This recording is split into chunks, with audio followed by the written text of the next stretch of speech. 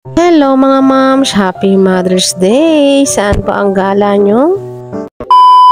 Kahit Mother's Day, hindi pa rin tayo tapos sa pagiging nanay natin. Nanay routine always. Pero medyo konti lang naman ang ating gawain for today. Dahil pinipilit ko nga kahit paano hindi mo na magluto ng marami at bukas na lang. Pinagluto ko lang naman ang almusal itong magtatay at hindi rin naman talaga ako mapag-almusal na nanay. Kaway sa kape is life lang ay sapat na. Ito po talagang aking love language ay mapakain sila ng gusto nilang kainin. Habang sila ay kumakain sa labas, ako ay naman upo muna dito sa gedli at napakainit nga dun sa loob. So eto nga palang aking Mother's Day gift, no? Charis. Paulit-ulit lang ating gawain. Thank you po sa mga nakakaunawa. Bukas, back to reality na naman tayo pero wala po kaming face-to-face at Tuesday pa ang aming face-to-face. Pagdating na 9 o'clock ako ay nagsaing ng mga mi at mamaya ay kami ay kakain. Kanya-kanya muna kaming luto for today dahil wala po talaga ako sa mood magluto. Nakabili na rin pala ako ng walis tingting mga mi. Opo, sa sobrang tagal at nahirap maghanap ng walis tingting dito at eto nga, tagwalis-walis na rin. Hirap din ako pag walang gate kung sinong mga aso at pusa ang mga nagtataihan dito.